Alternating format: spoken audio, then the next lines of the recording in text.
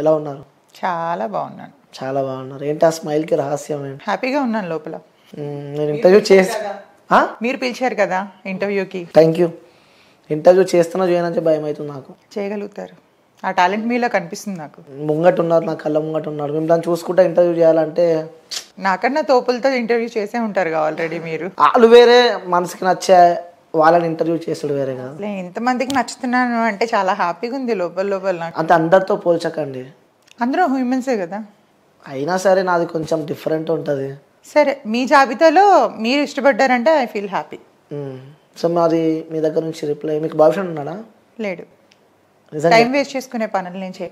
నిజంగా చెప్పండి, లేరా? 100% ప్రూవ్ చేస్తే మీకు ఏం కావాలంటే అది నేను. అంతే అంట. అంతే, 100%. ఓకే. సో ఎలాంటి క్వాలిటీస్ ఉన్న అబ్బాయి కావాలనుకుంటున్నారు? అసలు నాకు అబ్బాయే వద్దు, క్వాలిటీస్ ఎందుకు ఇంకా. అబ్బాయే వద్దు. అబ్బాయే వద్దు. ఎందుకు అలా అంత గట్టిగా? నాకు అసహ్యం వేసింది మగాల మీద. ఎందుకు అట్లా? అంటే నా ఫ్రెండ్స్లో చూస్తూ ఉంటాను కదా, అందరూ ఒకరితో స్టాప్ అవ్వరు. సో మనం బుక్లో పేజీలు అనమాట. సో ఒక పేజీ నేను అవ్వకూడదు అనుకుంటున్నాను. ఓకే. సో అబ్బాయిలను నమ్మరంటారు అస్సలు. ఆల్రెడీ ఫుల్ పగిలిపోయింది మనసు. సో నమ్మకం అనేది, ఫ్రెండ్స్ ఉన్నారు, అబ్బాయిలు ఫ్రెండ్స్ ఉన్నారు కానీ బాయ్ ఫ్రెండ్ లేడు. అంత గట్టిగా చెప్తున్నారంటే ఏమైంది అసలు? బ్రేక్ అయింది. అంటే లవ్ మ్యారేజ్ చేసుకున్నాను. సో దూరం నుంచి ప్రేమ చాలా చాలా చాలా బాగుంది. దగ్గరికి వెళ్ళిన తర్వాత అది ఎంతంటే అందరూ అంటారు కదా పగిలిపోయిన గాజు అది ఇది అని చెప్పి, దానికి మించి అన్నమాట. ఓకే. ప్రేమ వరకు బాగుంటుంది రిలేషను, పెళ్లిగాడికి వచ్చినట్టుగా అది టార్చర్ అయిపోతుంది అనమాట. ఎక్స్పీరియన్స్తో చెప్తున్నారు? ఎక్స్పీరియన్స్ కాదు, ముదిరిపోయి చెప్తున్నాను అందులో. So I was almost 4 years నా రిలేషన్. 4 years relation. 4 years రిలేషన్లో చాలా చాలా చాలా చాలా చాలా పడి సూసైడ్ వరకు వెళ్ళి, ఓకే ఇంకొద్దు అమ్మ మగవాళ్ళంతా ఇలానే ఉంటారు అన్న ఒక పిచ్చి భ్రమతో ఫుల్ ఫిక్స్ అయిపోయాను. ఓకే. ఏం జరిగింది బ్రేకప్ కావడానికి రీజన్? బ్రేకప్ అంటే అదే అంటున్నాను, ప్రేమలో ఉండేటప్పుడు యాక్చువల్గా ఏంటంటే దట్స్ కాల్ నాట్ లవ్ అని కూడా నేను అన్నాను. అదొక అట్రాక్షన్ అనమాట. వాళ్ళు మనకి అది ఫస్ట్లో కేరింగ్లా ఉంటుంది. ఆఫ్టర్ పోను పోను పోను ఏంటి ఎవరితో మాట్లాడనీయట్లేదు, ఫ్రెండ్స్ని కలవనీయట్లేదు బయటకు. దట్టు ఇండస్ట్రీ అమ్మాయిలకి 90% వరకు పెళ్ళిళ్ళే వేస్ట్ అని నేనంట. ఇండస్ట్రీలోకి వచ్చాము అంటే ఒక ముద్ర వేసేస్తారు మనకి. సో అది ఎంత కరెక్ట్గా ఉన్నా, ఎంత తిరిగిపోతాలకి అంతే వేస్తారు, తిరగలేని వాళ్ళకి కూడా అదే ముద్ర ఉంటుంది. సో సినిమా అనేసరికి వాడితో ఉండొచ్చావా, వీడితో ఉండొచ్చావా, అక్కడ చేతులేసి పట్టుకుంటారు, ఇక్కడ చేతులేసి పట్టుకుంటారు అని. దట్స్ కాల్ యాక్టింగ్ అని. అంటే టచ్ అయితే అవుతుంది కదా. సో అప్పుడు టచ్ అయినట్టు ఏం ఫీల్స్ రావా, వచ్చినప్పుడు ఏం చేస్తావా అంటే ఇట్లాంటి మెంటల్ టార్చర్ అనమాట లేకుండా. అలాంటివి మీరు అనుభవించారు? అనుభవించారు. First I was starting my life in modelling. Okay. చూస్తేనే అర్థమైంది. ఫస్ట్లో మోడల్ అనమాట. సో ఆ మోడలింగ్ పోను కొన్నాళ్ళు స్టాప్ చేసేసాను అనమాట, మా బ్రదర్ వద్దన్నారని. తర్వాత నేను మూవీస్లోకి ఫస్ట్ నేను దూరదర్శన్ సీరియల్ చేశాను. ఓకే. దూరదర్శన్ ఫస్ట్ 10 years అవుతుంది ఇండస్ట్రీకి వచ్చి. 10 years. సో ఏవేవి చేశారు అందులో? ఫస్ట్ నేను సీరియల్ చేశాను, తర్వాత మా టీవీలో, ఈటీవీలో అత్తారింటికి దారేది అని ఆల్మోస్ట్ ఒక 1 year దాకా చేశాను ఆ సీరియల్. ఓకే. నేను శిరీష, బెంగళూరు ఒక అమ్మాయి చేసేది. ఆల్మోస్ట్ నాలానే ఉంటుంది తను, నేను ఒకలానే ఉంటాం. తను మెయిన్ లీడు, నేను సపోర్టింగ్ రోల్ అనమాట. అందులో ఒక విలన్కి వైఫ్. ఓకే. అందులో సో సీరియల్స్ చేశారు, మూవీస్ చేశారు? సీరియల్స్, మూవీస్, కొన్ని యాడ్స్ కూడా చేశాను. ఒక మిర్చి యాడ్ ఒకటి చేశాను, ఇప్పుడు కాదు 2016లో. మిర్చి తిన్నారా? ఇట్లా అలా తినలేదు, తింటే ఎలా ఉండను మీ మీద మండిపోతాను. కారం అదే మిర్చి అంటే అంటే ఎలా చేస్తారు? మిర్చి పౌడర్ యాడ్. పౌడర్ యాడా? సో వేసుకునే పౌడర్? నో తినే పౌడరే. తినే పౌడరే. సో చాలా బాగుంటుంది అని చెప్పి చెప్పినట్టున్నారు. ఓకే. అంటే మిర్చి కూడా నాలా హాట్గా ఉంటుందని బాగుంటుందని చెప్పా. సో దగ్గర పోతే తెలుస్తుంది హాట్ అంతే, స్వీట్ అనేది. అవును. ఇంకోటి మంచిగా కొనసాగుతున్న మీ లైఫ్లో కోవిడ్ అంటే ప్రతి ఒక్కరికి అనేది ఒక భూతం.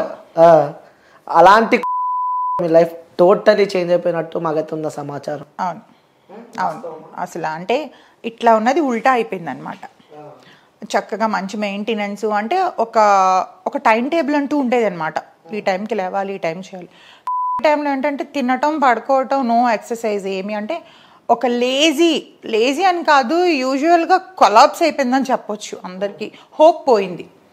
అంటే మనం బ్రతికుంటామో లేదో అనేది గ్యారంటీ. బ్యూటీ పక్కన పెడితే, మెయింటెనెన్స్ పక్కన పెడితే, బాడీ మెయింటెనెన్స్ ఇవన్నీ పక్కన పెడితే అసలు నువ్వు బ్రతికుంటావా లేదా అనేదే అందరు ఇలా చేత్తో పట్టుకొని కూర్చున్నారు గుండెలు ఆ టైంలో. సో అక్కడి నుంచి ఇట్లా చెప్తానే ఇలా ఉన్న లైఫ్ ఇలా ఉల్టా తిరిగిపోయింది అనమాట.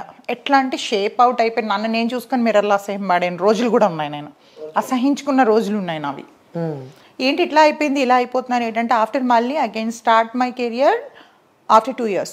2022 ఎండింగ్లో మళ్ళీ స్టార్ట్ చేశా.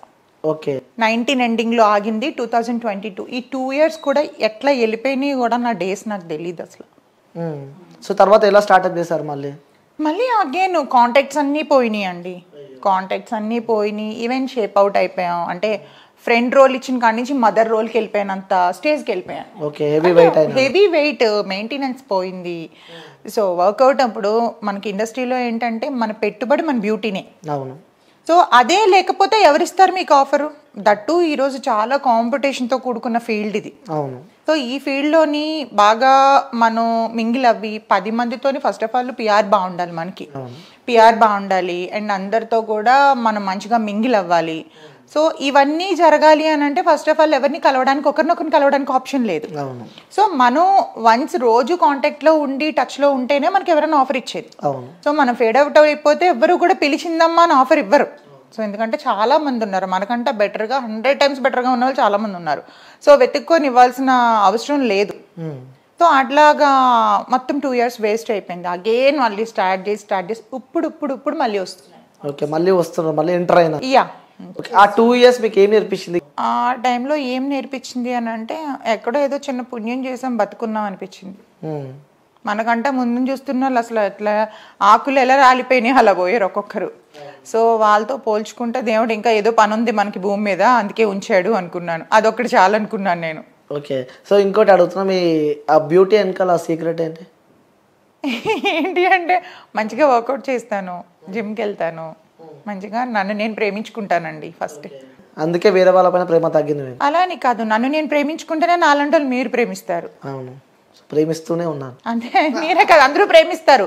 నన్ను నేను ప్రేమించుకోకపోతే మీరు ఎవరు ప్రేమించడానికి ఆప్షనే ఉండదు. అంతేనా కదా? సో ఇక్కడ ప్రాపర్ ఎక్కడ? విశాఖపట్నం. వైజాగ్. Beautiful city. అంటే వైజాగ్ అమ్మాయిలు అందరూ ఇంతేనా? అయ్యో, అంటే మీకు ఎంతమంది తగిలారో నాకు తెలియదు కదా. నార్మల్ అడుగుతున్నా. వైజాగ్ అమ్మాయిలు అందరూ అంటే మేము మాకు ప్రేమలు విలువలు అభిమానాలు చాలా ఎక్కువ. వైజాగ్ అమ్మాయిలకి అందం కూడా ఎక్కువే అంటారు అందరూ. అది ఏం చెప్పుకోకూడదు, మీరు చెప్పాలి. అలాంటి వాళ్ళు చెప్పాలి, చూసేవాళ్ళు. సో ఎంతమంది ప్రపోజ్ చేశారు మీకు? నాకు ఇప్పటికే వస్తూనే ఉంటాయండి, మ్యారేజ్ ప్రపోజల్స్ కూడా వస్తూ ఉంటాయి. నాకు పెళ్లి చేసుకుంటాను, లైఫ్ ఇస్తానంట, ఇస్తావు కొంతకాలమే ఆ పాపని సోది అంతే. అంటే మనసులో అనుకుంటాను, అవునా నాకు పెళ్లి మీద ఇంట్రెస్ట్ లేదు. ఉన్నాయి ప్రపోజల్స్, ఇప్పటికీ ఉన్నాయి మ్యారేజ్ ప్రపోజల్స్.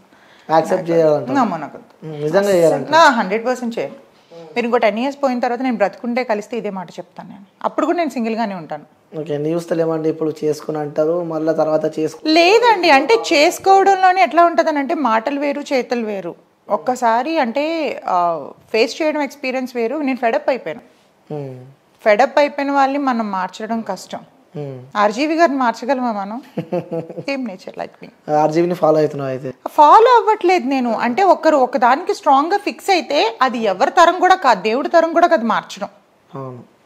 సో ఇంకోటి, మీరు ఓకే అంటే ఒకటి చెప్తాం అనుకుంటున్నాను నేను. చెప్పండి. మీరు ముందు చెప్పండి దాని తర్వాత. ఓకేనే చెప్పండి. నేను ఏం చెప్పినా ఓకే అంటావు. నేను అడిగిన దానికి 2 యాడ్ చేస్తావు, నేనేం చెప్పినా దానికి 2 యాడ్ చేస్తానన్నదని మీరు అడిగే క్వశ్చన్ బట్టి ఉంటుంది. నార్మల్గా యాడ్ చేయాలి మీరు అంటున్నా. చేద్దాం. చేస్తారు కదా నిజంగా? చేయకుంటే మీరు అడిగే దాన్ని బట్టి ఉంటుంది ఏం చేయాలో వద్దా అని. అడగకూడదు అంటే ఆల్రెడీ నచ్చదు మీకు, ఎందుకంటే మీరు మీతో మాట్లాడుతున్నా కాబట్టి. సో ఇంట్రెస్ట్ లేదని చెప్పి అర్థమైంది. కానీ మీ ఉన్న ఈ లైఫ్లో ఇంకొంచెం మీ లైఫ్ని ఇంకొంచెం హ్యాపీగా తీసుకోపోదాం అనుకుంటున్నా. హ్యాపీగా నేనున్న దాంట్లో ఇప్పుడు హ్యాపీగా ఉన్నాను నేను. ఇంకొక తోడైతే కూడా ఇంకొంచెం బాగుంటుంది. వద్దండి, అన్ని విధాలుగా క్రియేట్ అవుతాయి తప్ప అది తోడులా ఉండదు. తర్వాత మెంటల్ టార్చర్ లా ఉంటది. అది అందరు లాంటి వాడిని కాదు నేను. అందరూ ఒక్కటే. అలా ఎలా జడ్జ్ చేస్తారు అందరూ ఒకటే అని? నేను మీరు దేని మీద రాసిమ్మంటే దాని మీద బాండ్ పేపర్ మీద రాసి సంతకం పెట్టిస్తా. అందరూ ఒకటే. అందరూ ఒకటే అంటాం. సో మేమైతే ఒకటి కాదు. సో బాండ్ పేపర్ మీద రాసిస్తాను. సో నేను కూడా మీకోసం వెయిట్ చేస్తా. కానీ ప్రపోజ్ చేయాలి కదా మిమ్మల్ని. అయ్యో, ఇలా హైట్కి మీరు మ్యాచ్ కారు. హైట్తో సంబంధం ఏంది, మనసుతో సంబంధం. అంతేనా? మనసులు నాకు వద్దు, హైట్ కావాలా? హైట్ కూడా వద్దు. హైట్ హైట్ మనసులు మ్యాచ్ అవ్వడానికి అని చెప్తున్నా, నేను ఎవరిని యాక్సెప్ట్ చేసే మూమెంట్ అంటారు కదా ప్రేమ గుడ్డిది అని చెప్పి. నా దృష్టిలో గుడ్డిది, కుంటిది, మోగుది, చెవుడిది కూడా. సో ఆ ప్రేమని మీలో పంచుకుందాం అనుకుంటున్నాను నేను. వద్దండి అలాంటి సాహసాలు ఎందుకు గానీ. అంటే వెయిట్ చేస్తా మీకోసం. ప్రపోజ్ చేసేవాడిని వద్దంటే ఎప్పుడైనా తర్వాత మైండ్ మారుతుందేమో. లేదు, ఫిక్స్ అయినా నేను. మీరు ఫిక్స్ అవ్వండి, నేను అవ్వలేదుగా. వెయిట్ చేస్తా మీకోసం. వద్దు, నేను వెయిట్ చేస్తాను. ప్రపోజ్ చేస్తే మాకున్న హక్కు అది.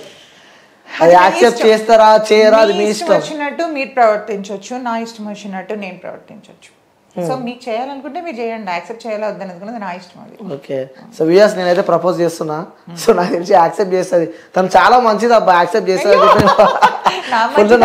మీరే చెప్పేస్తారు. నీ గుండె చాలా గట్టిది. అవునా? సో కళ్ళు మూసుకోరు ఒకసారి. అవునా? మూసుకున్నారా? మూసుకున్నా. I love you. అయ్యో థ్యాంక్ యూ. మీ లవ్ నేను యాక్సెప్ట్ చేయలేను, సారీ. మీ దగ్గరే మీరు కీప్ చేసుకొని పెట్టుకోండి. కొంచెం సేపు అన్న ఈ పువ్వుని ఆస్వాదించండి కొంచెంసేపు అన్న. వద్దు, పువ్వుల్లో ప్రేమ లేదు, ఇక్కడ ఉంటది ప్రేమ. ఓకే, ఒకసారి పట్టుకోండి. ఎందుకు అవసరం లేదు? ఒకసారి పట్టుకోండి, చెప్తా. పట్టుకోండి ఒకసారి. వద్దా? పట్టుకుంటే నేను యాక్సెప్ట్ చేసినట్టే. సార్ నార్మల్ గా పక్కన పెట్టండి పట్టుకొని. మీరు నా పేరు చెప్పి అక్కడ పెట్టేసేయండి. ప్రేమతో ఇచ్చినప్పుడు అలా. నాకు అలాంటి ప్రేమలు వద్దు. అవుతారమ్మా చూసిన. ఏం లేదు, సో పట్టుకోరంటారు. ఓ ప్రియా స్ట్రాంగ్ అని అర్థమవుతుంది వాళ్ళకి కూడా. అవునా? సరే వ్యూయర్స్ మీరు గుర్తుపెట్టుకోరి, ఇంటర్వ్యూ అయిపోయే వరకు ఈ పూని ఆమె చేతిలో పెడతా. ఇది మాత్రం గుర్తుపెట్టుకో. నువ్వే తీసుకుంటా చేస్తాను నేను. ఓకే, చూద్దాం. రెడీయా? You try. ఓకే, అయిపోయే వరకు నాకు తెలిసి 1 hour ఉంటుంది. 1 hour చాలు నాకు. ఓకే, చూద్దాం. సో ఆ జోక్సే పార్ట్ పక్కన పెడితే ఇండస్ట్రీ. సో ఇండస్ట్రీ అంటే కూడా ఫస్ట్ యాక్టర్స్ గుర్తుకొస్తే వాళ్ళ వెనకాల ఉన్న కష్టాలు గుర్తుకొస్తూ ఉంటాయి. సో ఇంకో పక్క చూస్తే, సో అలాంటి మీ లైఫ్లో ఎవరైనా అడిగారా? అడగకుండా ఉంటారు ఇండస్ట్రీలో? అడిగారు. అయితే అడగకుండా ఉంటారని ఎలా అనుకుంటున్నారు? అంతే అంటారు. 100% అడుగుతారు. అది ఇవ్వాలా వద్దా అనేది మన మీద డిపెండ్ అయి ఉంటుంది. ప్రతి ఒక్కటి అడుగుతారు, కాకపోతే పెద్ద డైరెక్టర్స్ ఎవరు అడగరు. సుకుమార్ గారు అట్లాంటి వాళ్ళెవ్వరూ కూడా అలా అడగరు. చాలా మంది వాళ్ళని కావాలని బ్లేమ్ చేయటం కోసం, వాళ్ళని బయటికి తీసుకొచ్చి వీల్ ఫేమ్ అయిపోవడం కోసం అట్లా చెప్తారు, కానీ అది తప్పు. కిందన ఉన్న వాళ్ళు మాత్రం గోకుడు గ్యారంటీగా ఉంటుంది. అంటే ఎలాంటి వాళ్ళు కింద ఉన్న వాళ్ళు అంటే అసిస్టెంట్ డైరెక్టర్లు, కో డైరెక్టర్లు, రైటర్స్, కోఆర్డినేటర్స్. ఇట్లాగా కోఆర్డినేటర్స్ కూడా అంత ఉండదు, కోఆర్డినేటర్స్ వేరే రకం ఉంటుంది వాళ్ళది. సో మిగతా రిమైనింగ్ వాళ్ళంతా ఎవరైతే ఉన్నారో వీళ్ళ ఉంటుంది గ్యారంటీగా. ఏమన్నారు మీరేమన్నారు మరి? నేను తప్పించుకున్నాను అంతే. ఆ టైంలో ఏదో చెప్పేసి మాట, తర్వాత ఇంకా కాంటాక్ట్లోకి వెళ్ళడం మానేసేదాన్ని. ఇంకా ఇంటెన్షన్ అర్థమైపోయినప్పుడు ఇంకా టచ్లోకి వెళ్ళడం మానేసేదాన్ని. అందుకని ఇక్కడే ఆగిపోయాను కదా, లేకపోతే ఒక రేంజ్లో ఉండేదాన్ని ఇప్పుడు. అంటే ఇప్పుడు రేంజ్లో ఉన్న వాళ్ళందరూ కమిట్మెంట్ ఇచ్చిన వాళ్ళు అంటారు. అది నేను ఎలా చెప్తాను? వాళ్ళకి తెలుస్తుంది. అది అడుగుతారైతే అడుగుతారని ఖచ్చితంగా చెప్తున్నాను కదా. అడుగుతారు, ఖచ్చితంగా అడుగుతారు. అడగకుండా ఎవ్వరు ఉండరు. ఓకే. సో కమిట్మెంట్స్ ఇవ్వకుంటే అక్కడికి స్టాప్. ఇక స్టాప్ అని ఏం లేదు, ఇచ్చే వాళ్ళని పెట్టుకుంటారు, ఇవ్వలేని వాళ్ళని పక్కకి నెడతారు. అలాంటి సందర్భాలు ఎదుర్కొన్నా అంటారు. ఉన్నాయి. సో ఒక ఉదాహరణకు షేర్ చేసుకోవచ్చు కదా ఒకటి?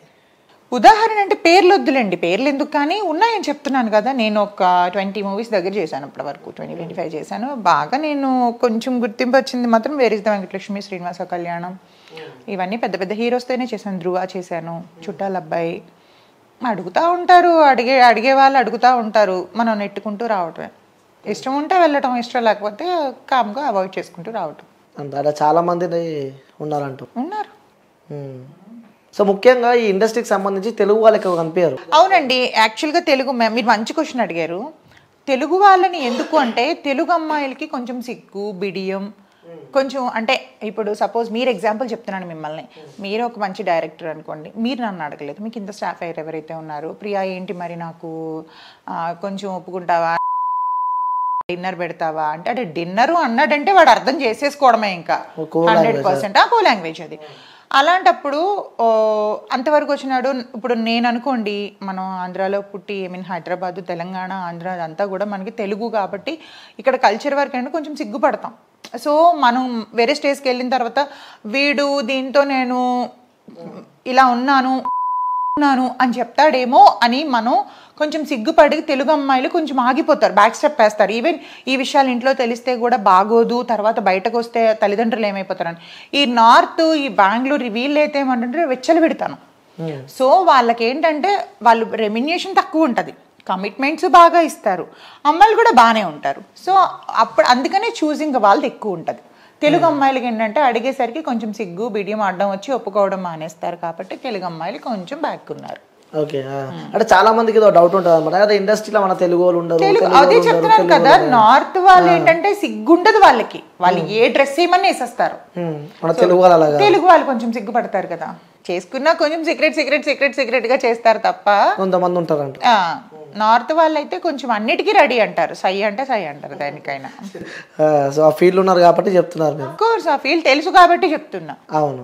సో ఇంకోటి, ఒక అమ్మాయి ఇండస్ట్రీ వైపు రావాలన్నా కూడా చాలా స్ట్రగుల్స్ ఉంటాయండి. యూజువల్గా అమ్మాయిలు 80% అమ్మాయిలు లైఫ్ ఫెయిల్ అయిన వాళ్ళు మాత్రమే ఇండస్ట్రీకి వస్తారు. ఓకే, ఎందుకలా అంటే ఒకటి చూసింగ్ ఈజీ జాబ్, యాక్టింగ్ అనేది ఈజీ జాబ్. అది ఇంకొకటి ఏంటంటే మంచి మనకి బ్యాక్గ్రౌండ్ సపోర్ట్ ఉన్నదంటే ఒక స్టేజ్కి వెళ్ళొచ్చు. స్టేజ్కి వెళ్ళాలంటే కొంతమంది డబ్బులు సంపాదించుకోవడానికి ఇండస్ట్రీకి వస్తారు, కొంతమంది ఖాళీ ఫేమ్ కోసం వస్తారు. అంటే వాళ్ళని 10 మంది రిజిస్టర్ చేయాలి, 10 మందిలోకి ఒక గుంపులోకి వెళ్తానని గుర్తుపట్టాలి, అట్లా చేస్తారు కొంతమంది. కానీ ఇప్పుడు సోషల్ మీడియా వచ్చిన తర్వాత అందరికందరూ హీరోయిన్లు, అందరికందరూ హీరోలు అయిపోయారు. రీల్స్ చేసి ఒక 100K 200K దాటితే కథ. Yes, of course.